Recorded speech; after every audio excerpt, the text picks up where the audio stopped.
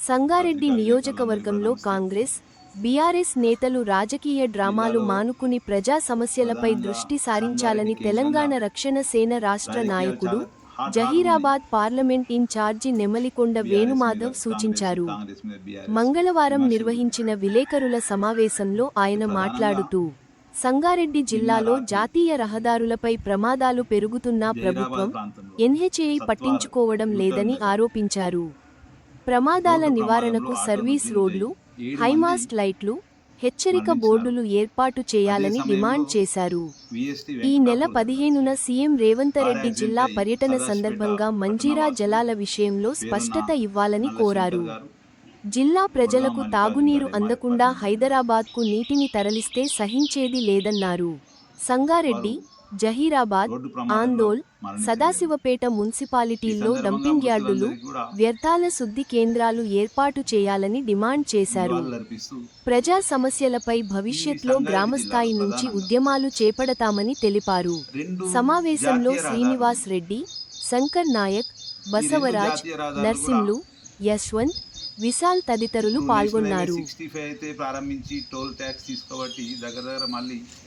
8 సంవత్సరాలు కావస్తుంది.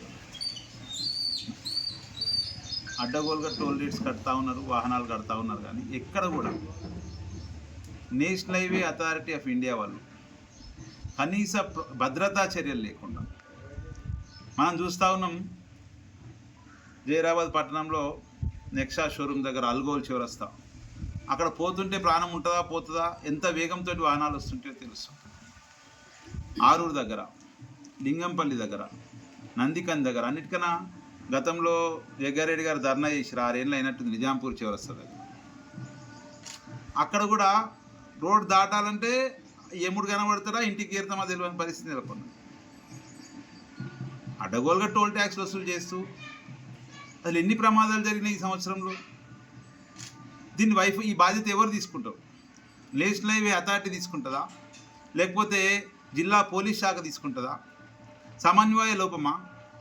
యూటర్న్ల వద్ద ప్రధానంగా మనం కిష్టాయగూడెం దగ్గర చూస్తుంటాం, ఒక ఐమాస్ లైట్లు ఖచ్చితంగా ఏర్పాటు చేయాల్సిన అవసరం ఉంది. సాయంత్రం అయితే ఆ యూటర్న్ల దగ్గర బైక్ రైడర్స్ లేకపోతే ఆటోల వాళ్ళు మలుపుతుంటే అవేమో అతివేగంగా హై స్పీడ్ ఎక్స్ప్రెస్ వే అంటుంటాం, 6 లేన్ వే అంటుంటాం, కానీ సైడ్ పక్కకు మళ్ళీ సర్వీస్ రోడ్లు ఇప్పటికి పూర్తి కాని పరిస్థితి. 10 సంవత్సరాలు అయింది హైవే ప్రారంభమై, ఇప్పటికీ పెద్దాపూర్ దగ్గర సర్వీస్ రోడ్ ఇన్కంప్లీట్. ఎక్కడెక్కడైతే గ్రామాలు ఉన్నాయో, కొత్తూరు కావచ్చు, లింగంపల్లి కావచ్చు, ఇంకా దిగ్వాల్ కావచ్చు, అనేక సందర్భాలలో అక్కడ కనీస భద్రతా చర్యలు లేని పరిస్థితి. నేషనల్ హైవే అధికారులు స్పష్టంగా దృష్టి పెట్టాల్సిన అవసరం ఉన్నది. ఎక్కడెక్కడైతే ఫ్లైఓవర్లు అవసరం, మీరు ఆడిట్ రిపోర్ట్ తీసుకోండి. 3 నెలలకోసారి తీసుకుంటాం కదా. యాక్సిడెంట్స్ ఎక్కడెక్కడ ఎక్కువ జరుగుతున్నాయో, ప్రజల ప్రాణాలను అరిచేతిలో పెట్టుకొని హైవేల మీద తిరిగే పరిస్థితి. కనీసం హైవే మీద స్పీడ్ గన్స్ కూడా కరెక్ట్ లేని పరిస్థితి.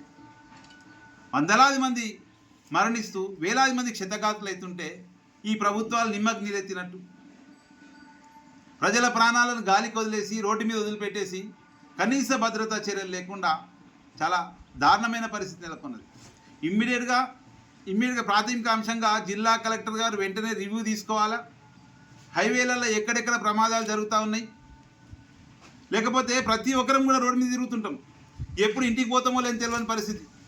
ఖచ్చితంగా హైవే అథారిటీ అధికారులతోటి, ఇంకోటి జిల్లాలో 2 ఎంపీలు పార్లమెంట్ సభ్యులు ఉన్నారు, వారు ఢిల్లీలో మాట్లాడుతున్నారో లేదో కానీ ఇక్కడ గల్లీలో మాత్రం ప్రాణాలు పోతుంటే ఎక్కడి నుంచో మాట్లాడే పరిస్థితి కనబడతా ఉన్నది. వెంటనే ఈ యొక్క రోడ్డు ప్రమాదాల మీద నిన్న బిహెచ్ఎల్ ఫ్లైఓవర్ దగ్గర పొరపాట్లు జరిగినాయని చెప్పేసి నివేదిక వచ్చింది. అట్లా ఇప్పుడు హైవే ఏదైతే 6 లేన్ నిర్మాణం జరుగుతూ ఉన్నదో ఎక్కడెక్కడ ప్రమాణాలు పాటిస్తున్నారో లేదో తెలియని పరిస్థితి. ప్రజల ప్రాణాలతో ఆటలాడొద్దని చెప్పేసి ఈ సందర్భంగా అధికారులకు, ప్రజాప్రతినిధులకు విజ్ఞప్తి చేస్తూ ఉన్నాం. జిల్లా ఉన్నతాధికారులు వెంటనే ఒక రివ్యూ మీటింగ్ ఏర్పాటు చేసి, పోలీసు ఉన్నతాధికారులు ఎక్కడెక్కడ ప్రమాదాలు జరిగే అవకాశం ఉన్నాయి స్పీడ్ గన్స్ ఏర్పాటు చేయడం. రెండవది అతి ముఖ్యమైనది ఆటోల ప్రయాణికుల విషయం. నిన్నటి ఆటోలో 12 మందో 13 మందో ఉన్నట్టు, 7 మంది చనిపోయారు, 5 మంది అక్కడికక్కడే చనిపోయారు. అదే రకంగా ఈ డివైడర్ ఏదైతే ఉందో హైవే మీద యూటర్న్స్ డివైడర్ దగ్గర ప్రమాదాలు అది మనం నిన్న చూసినాం. అతివేగంగా వచ్చినా కూడా డివైడర్ను దాటుకొని 4 పల్టీలు కొట్టిందట కారు, అతివేగం. లేకపోతే అక్కడ వెనుక ప్రమాదం ఎట్లా జరిగింది ఇంకా పూర్తి వివరాలు తెలియదు కనుక ఎక్కువ వివరాలు లోపలికి పోతలేను. ఖచ్చితంగా ఈ ప్రమాదాలకు సంబంధించి అవసరమైనటువంటి సూచనలు ప్రయాణికులకు ఇవ్వడం. ఎందుకంటే ప్రతి నిత్యము ప్రతి కుటుంబం కూడా ఎదురు చూస్తుంటుంది, బయటికి వెళ్ళిన వ్యక్తి ఇంటికి రావాలని ఎదురు చూస్తూ ఉంటుంది. ఖచ్చితంగా ఈ రాష్ట్ర కేంద్ర ప్రభుత్వాలు బాధ్యత వహించాలి. రెండవది, ఈరోజు కేంద్ర మంత్రిగా ఉన్నటువంటి బండి సంజయ్ గారు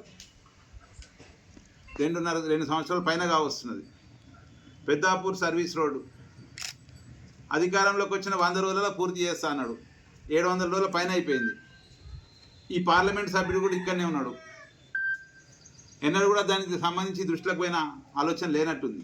ఒకసారి ఏదో మీటింగ్లో మాట్లాడినట్టున్నారు కానీ అతి గతి లేదు ఇప్పటికి. ఇంకా ఈ రోడ్డు ప్రమాదాలతో పాటు ప్రజా సమస్యలు, ప్రధానంగా మన మాజీ శాసనసభ్యులు తూర్పు జయప్రకాష్ రెడ్డి గారు క్యాన్సర్ రోగులు ఉన్నట్టు తెలిస్తే ఎంతో కొంత ఆర్థిక సాయం చేస్తూ ఉన్నాడు. చాలా సంతోషం. కానీ ఈ రెండవది, మన పార్లమెంట్ సభ్యులు కూడా రఘునందన్ రావు గారు కూడా వాళ్ళ కూతురు డాక్టర్ సందర్భంగా ఏదో క్యాన్సర్ స్క్రీనింగ్ టెస్టులు పెడతా ఉన్నట్టు సమాచారం. మొన్న సదాశివపేట ప్రభుత్వ ఆసుపత్రి కూడా సందర్శించినారు. చాలా సంతోషం. మీరు ప్రజలకు ఏదో చేస్తున్నామని చెప్పడానికి ప్రయత్నం చేస్తూ ఉన్నారు. కానీ కేంద్ర రాష్ట్ర ప్రభుత్వాలు మీరు అధికారంలో ఉన్నారు. నేను ఒకటే అడుగుతా ఉన్నా, సంగారెడ్డిలో డంపింగ్ యార్డ్, సదాశివపేటలో డంపింగ్ యార్డ్, రీట్రీట్మెంట్ ఎందుకు, బయో ప్లాంట్లు ఎందుకు స్టార్ట్ చేయడం లేదు? ఎంత దారుణం ఏంటంటే ఇక్కడున్న స్థానిక ప్రభుత్వ ఆసుపత్రిలో వేస్ట్ మెడికల్ యూసేజ్, ప్రైవేట్ ఆసుపత్రిలో వేస్ట్ మెడికల్ యూసేజ్ ఇదే చెత్త బండ్ల ద్వారా డంపింగ్ యార్డ్లకు పోతున్నాయి. ఎంత దారుణం అంటే వెంకటాపూర్ గ్రామ ప్రజలకు, వెనకపల్లి గ్రామ ప్రజలకు బాగా తెలుసు. పక్కకే కుంట ఉంటుంది. వర్షం పడ్డప్పుడల్లా ఈ మెడికల్ లేకపోతే ఈ మొత్తం చెత్త అంతా దీని ద్వారా తాగునీళ్ళు అక్కడ నుంచి ఆ గంకత్వ కెనాల్ ద్వారా మళ్ళీ 20 గ్రామాలకు మళ్ళీ మంజీరా బ్యాక్ వాటర్కి వెళ్తుంది. వర్షం పడ్డప్పుడల్లా అసలు ఈ క్యాన్సర్ రావడానికి కారణము మీరు పట్టించుకోకపోవడమే కదా. ప్రజల క్యాన్సర్ సోకడానికి ప్రధానంగా రీట్రీట్మెంట్ ప్లాంట్లు లేకనే కదా. సుమారు 32 టన్నుల చెత్త ఒక సదాశివపేట పట్టణంలో వెళ్తుంది. జైరాబాద్ పట్టణంలో, సంగారెడ్డి పట్టణంలో, జోగిపేట పట్టణంలో ఎన్నడన్నా మీరు ఈ డంపింగ్ యార్డ్లను ఏం చేద్దామని జిల్లా మంత్రులు అవుతున్నారు, ఎమ్మెల్యేలు అవుతున్నారు, ప్రజాప్రతినిధులు అవుతున్నారు.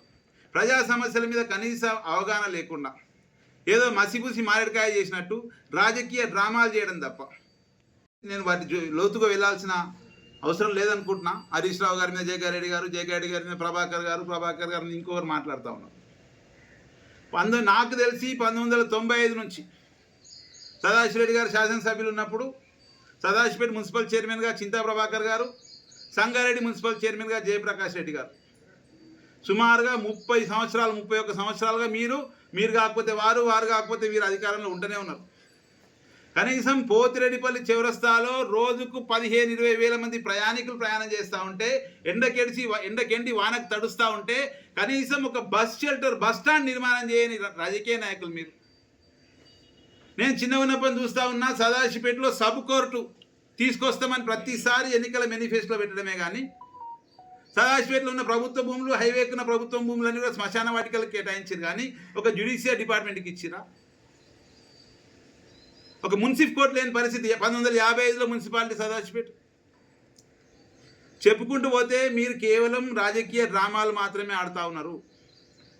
నిజంగా చెప్పుకుంటూ పోతే ఈరోజు నేను అడుగుతా ఉన్నా, రేపు ఎల్లుండో 15వ తారీఖు నాడు గౌరవ ముఖ్యమంత్రి రేవంత్ రెడ్డి గారు సంగారెడ్డి పర్యటన ఉన్నట్టు వార్తల ద్వారా తెలుస్తూ ఉన్నది. స్మార్ట్ రేషన్ కార్డులు ఇక్కడ నుంచే ప్రారంభిస్తారని వింటున్నాం. ఈ సందర్భంగా ముఖ్యమంత్రి గారిని మేము డిమాండ్ చేస్తూ ఉన్నాం తెలంగాణ రక్షణ సేన తరఫున. అయ్యా ముఖ్యమంత్రి గారు, మా హక్కు, ఇక్కడ సింగూరు జలాలు మా హక్కు. ఇక్కడ గడిచిన సంవత్సరాల కొద్దీ కాలువలతో మీరు ఇప్పటికి నీళ్ళు వారిన సందర్భం లేదు. వర్షాకాలంలో ఎక్కువ వస్తే వారిందేమో కానీ సింగూరు జలాలు వారిన సందర్భం లేదు. వాటికి సిమెంట్ కెనాల్ అన్నారు. కానీ ఇప్పుడు ప్రత్యేకించి మీకు అడుగుతున్నటువంటి ప్రశ్న ఏంటంటే, శంకర్పల్లి, మోకిల పట్టణాల ప్రాంతంలో తాగునీటి కొరత ఎక్కున్నది. ఇప్పుడు గతంలో సింగూరు జలాలను మెదక్ జిల్లాకు దక్కకుండా, జైరాబాద్ ప్రాంతం, సదాశివపేట ప్రాంతం, సంగారెడ్డి ప్రాంతానికి దక్కకుండా తాగునీటి పేరు మీద మంజీరా మెట్రో వాటర్ వర్క్స్ పేరు మీద హైదరాబాద్ తరలించారు. అప్పుడు మా గొంతులు మూగపోయినాయి.